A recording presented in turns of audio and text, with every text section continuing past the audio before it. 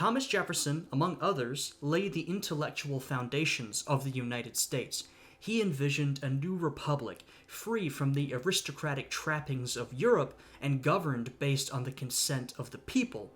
Though he was more radical than many of his contemporaries, Jefferson's ideas have profoundly influenced the republic he helped create. In this video, I will specifically look at Jefferson's thoughts on education. I think, as did Jefferson, that education was particularly important to the early republic. Education is both a state-building tool and a method to develop republican values amongst the populace. If you're interested in this topic or you would like to see my sources, please check out the link down below to my award-winning thesis paper. And while you're at it, I'd appreciate it if you would subscribe, like the video, and check out my Patreon. All of that is in the description. Anyway, let's get back to Thomas Jefferson. Jefferson was born in 1743 in the Virginia backcountry. He was born to a pretty well-off, though provincial, planter family. He was a member of the planter elite. Therefore, Jefferson received some of the best private education money could buy in the colonial United States. Now, he was a lot better off than most of his fellow Virginians. You see, at the time, Virginia really didn't have much of a system of education. It certainly didn't have public education. If you were middle class or poor in Virginia, the best you could hope for was that some charitable institution, or perhaps the local Anglican church, would offer some rudimentary primary education. Now, some of the northern states did have better systems of education, but this was not true for most of the colonies. As a young man, Jefferson attended William and Mary, which is still a prestigious college today, and at William and Mary he met Professor William Small and lawyer George Wythe. These two men were extremely important in Jefferson's education. They introduced him to the Enlightenment, along with very influential figures like John Locke, Francis Bacon, and Sir Isaac Newton.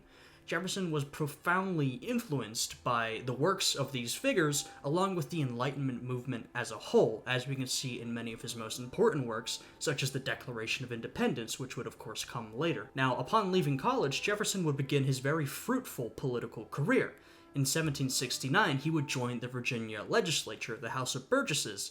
Then, as conflict was really heating up with Great Britain, in 1774, Jefferson would write a summary view of the rights of British America, which became very popular across the colonies. Due to this, he would be elected to the Continental Congress in 1775, sort of cementing his place as an important countrywide political figure. This is where we get back to education. In 1776, Jefferson returned to the Virginia House of Burgesses, where he was part of the very important Committee on Revising Virginia's Laws. Now, this committee, which had several important figures but was largely led by Jefferson, proposed several really important laws in Virginia, one of which was the famous bill for establishing religious freedom that would become known across the colonies and across the world. It was a really big step in religious toleration. Another bill that was proposed was Jefferson's Bill for the More General Diffusion of Knowledge. This bill, proposed in 1779, was Jefferson's first attempt to establish public education. In a letter to George Wythe, in fact, Jefferson called it by far the most important bill in our whole code. So that really shows you the importance he assigned to this bill and public education as a whole. This is the start of Jefferson's journey as an advocate of public education, and we're going to follow his journey throughout the rest of his life as his thoughts on education change in some places, stay the same in others, and we're going to see what exactly he was able to achieve. But first, back to the Bill for the More General Diffusion of Knowledge. What exactly did this bill say? Well, the bill divided Virginia counties into wards for elementary schools.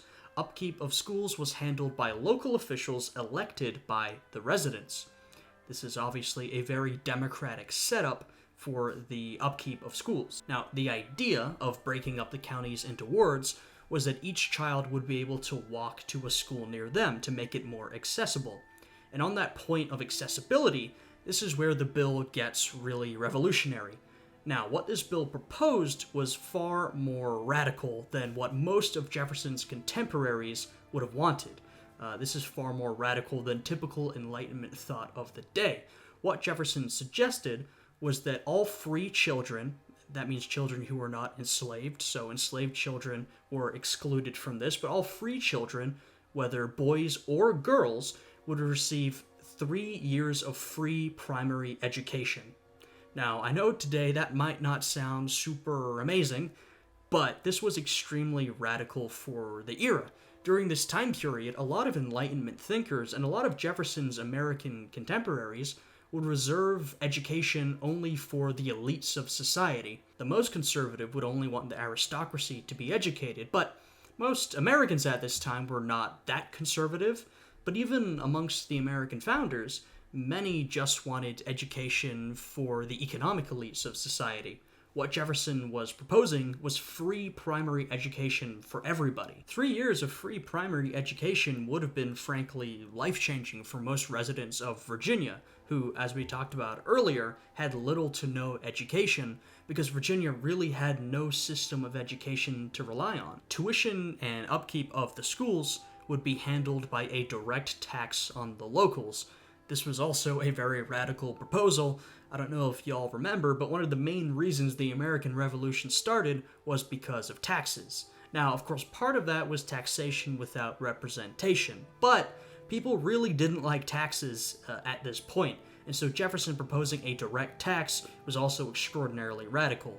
But it also shows you how much he valued that free primary education. The curriculum at these primary schools would be reading, writing, and common arithmetic. Now, included in that reading would be history. Most of what the kids would read would be Greek, Roman, English, and American history, through which they would learn civics, government, and politics. The next step after this 3 years of free primary education was grammar school, the intermediate education, but only if families could afford to send their kids. This would cost money. At grammar school, Latin, Greek, English, geography, and higher arithmetic was taught. Grammar school would then prepare kids for university, which in 1779 meant attending William and Mary, the same school that Jefferson had attended. Now, of course, most people could not afford to send their kids to grammar school or university. And Jefferson realized this, and this brings us to the next aspect of his proposal. The free 3 years of primary education was not the only radical part of this bill. Jefferson included in his bill a state scholarship system to provide opportunity for the underprivileged. Now, this is how that system worked. Following those 3 years of primary education, each school would choose the brightest boy who couldn't afford to continue his education, and they would send him on to grammar school with a state-funded scholarship. Now, to be clear, though girls were included in the 3 years of primary education, girls were not included in this state scholarship system. It's clear that though Jefferson wanted to include girls in some basic education, he wasn't really interested in them getting intermediate or higher education. Not to mention that, as I mentioned earlier, only free children were allowed, so this did not apply to enslaved children either. How it worked following this point at grammar school was that all of the children on state scholarships would slowly be whittled down over time. Each year, more of them would be sent home, until eventually a small number would be sent to university, still on a state-funded scholarship. Now, these key elements of Jefferson's plan, the free primary education, along with the competitive scholarship program, reveal the goals he had in mind and sort of his general beliefs about education and society. Keep in mind that the founders were developing a republic, which was a pretty novel idea at the time. Now, of course, there had been republics before. It wasn't completely unprecedented, but most systems of government at least had some sort of monarch, even if it was a monarch constrained by a constitution. So this was a pretty radical idea, and they didn't exactly know how it was going to work, so there was a lot of theorizing going on. Jefferson believed that in a republic, people must be the guardians of their own liberty, and he believed that in order to be the guardian of your own liberty, you must be educated. Jefferson worried that without education, a sort of European-style feudalism would develop, with the domination of lords, priests, and kings, which is something he feared and frankly despised. He believed that people must be willing to defend their liberty against the government, which he feared was always at risk of falling to tyranny. Now, it's worth keeping in mind the context within which this was written. This was written during the Revolutionary War, which had started because of a tyrannical British government where the people of the colonies needed to rise up and fight for their own liberty. So this explains why Jefferson is so worried about tyrannical governments and the people needing to be guardians of their own liberty, their own freedom. Now, the competitive scholarship system, this was designed to train young gentlemen for roles in the upper echelons of society, including roles in government. These talented gentlemen, who Jefferson referred to as the natural aristocracy, were meant to rule society on behalf of everybody else. In fact, the people were meant to defer to these elites, entrusting them with the authority to direct and run the government. Now, some of you might be detecting a bit of hypocrisy there. I mean, Jefferson is very much into the idea of popular empowerment, empowering the people to govern themselves and defend their own liberty. And yet, he's also very much into the idea of elite rule. He wants this class of elite gentlemen to be able to rule on behalf of everybody else. He wants the people to entrust authority to these elites. This was very much a trend of this era. Even some of the more radical Enlightenment thinkers were very much obsessed with elite rule. Some of the more progressive systems of education developed at the time were mainly designed around educating the best of the best, who would rise up through the ranks and then be able to run society, run the government, and everybody else could trust them to do that because they were the most educated, the most elite amongst us. Jefferson held on to this belief, even though he clearly held, another side of egalitarianism. Now, to be clear, the system Jefferson was proposing was pretty egalitarian for the time period. Those 3 free years of primary education was very egalitarian compared to other plans which, like I mentioned, might only give education to the aristocracy in Europe, or even more moderate to progressive plans that might only give education to the economic elite. So even though Jefferson couldn't let go of that elitism of the time period, he clearly had a spirit of egalitarianism as well. Now, this is all contained within that 1779 bill, which, by the way, didn't pass.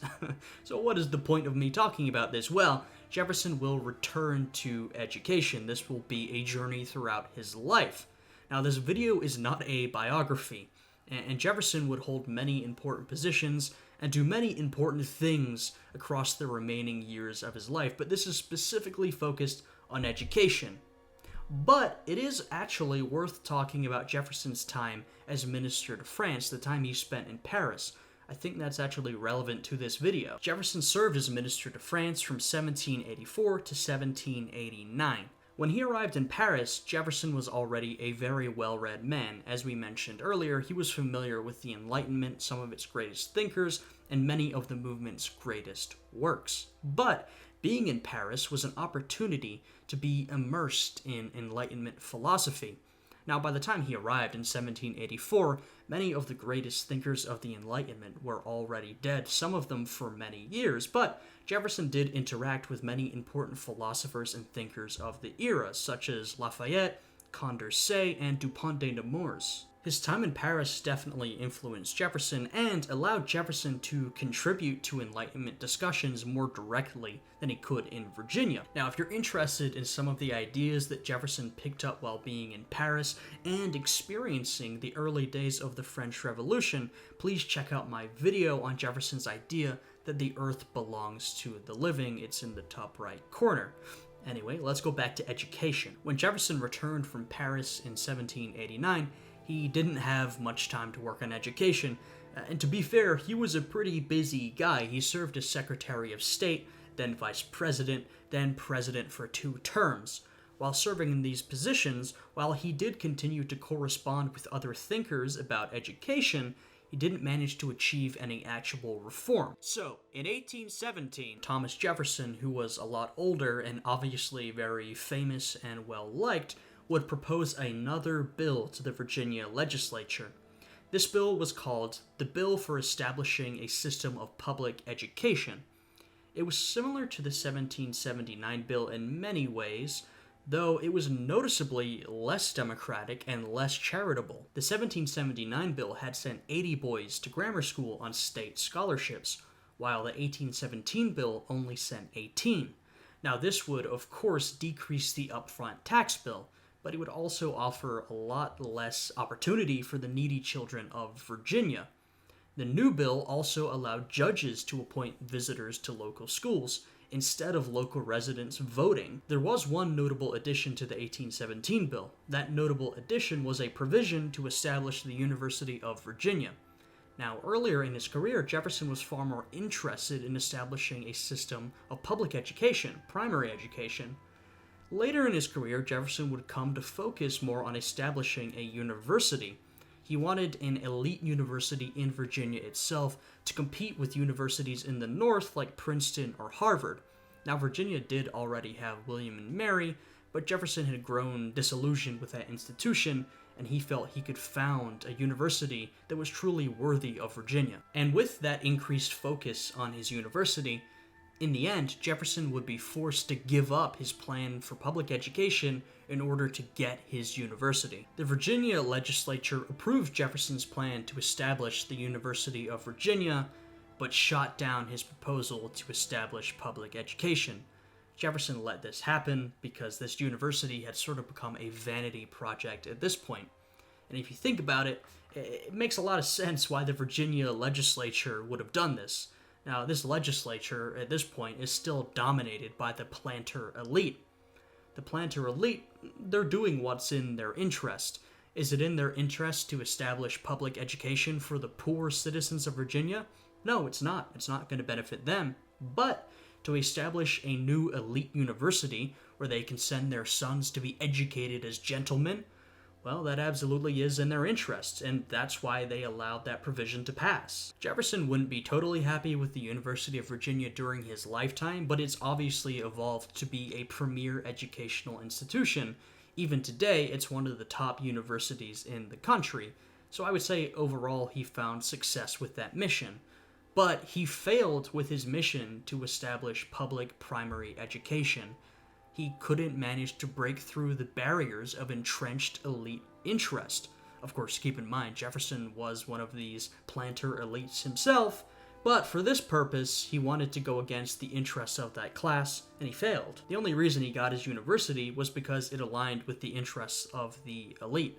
Now, following Jefferson's bill being struck down, public education wouldn't be established in Virginia until after the Civil War, so they would have to wait decades to get a system of public education. So to bring this to a close, why even make a video on this? Well, it is personally interesting to me, right? But more importantly, I do think Jefferson's ideas are still relevant today.